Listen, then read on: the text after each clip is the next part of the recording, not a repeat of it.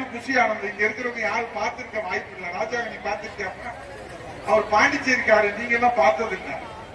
துறைப்பாண்டி நீங்க ராஜா எல்லாம் பார்த்திருக்கீங்களா? வாய்ப்பு இருக்க.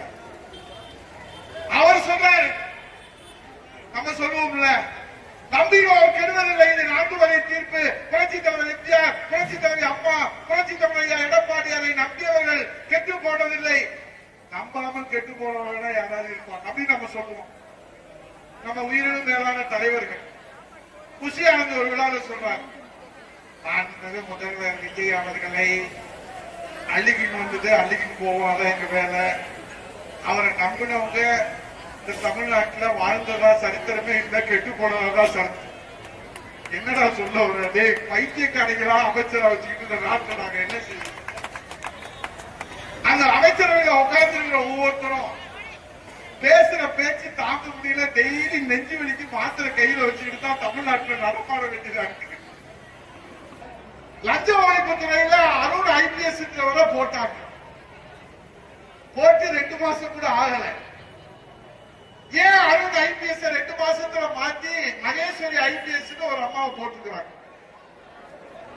இப்ப யாரு மேலையும் விஜய்க்கு நம்பிக்கை இல்ல, எந்த அதிகாரிக்கும் விஜய் மேல நம்பிக்கை இல்லை. இதுவரைக்கும் ஒரு ஆட்சியை பார்த்திருக்கிறோம். தலைமை செயலாளர்களுக்கு செயலாளர்களுக்கு யாருக்குமே முதலமைச்சர் மேல நம்பிக்கை இருக்கான்னு நமக்கு தெரியல. அதே போல இங்கே இருப்பவர்களுக்கும் தமிழ்நாட்டு மக்களுக்கும் நம்பிக்கை இல்லை. அதை நீங்க எல்லாம் கவலைப்பட வேண்டாம். இது ஏதோ உப்புக்கு சப்பா சொல்லல, லட்சம் எல்லாத்துக்கும் எங்க அண்ணன் மூத்தவங்க எல்லாரும் இருக்கிறீங்க. இந்த ஆட்சி 5 வருஷத்துக்கு நினைக்கணும் யாரும் நினைக்க வேண்டாம். ஏன்னா நாடாளுமன்ற மகேந்திரன் பேசும்போது அதை சுட்டி காட்டாரு. 2029 நாடாளுமன்ற தேர்தல் வருகிற போது அங்காள பரமேஸ்வரி அருளாட்சியோடு ஒரே நாடு ஒரே தேர்தல் நடக்க போகுது. அப்ப 3 வருஷம் தான் இப்ப இருக்கக்கூடிய விஜயுடைய தாவேக அரசுடைய ஆயுள் காலம் அப்படியும் நினைக்கிறாங்க.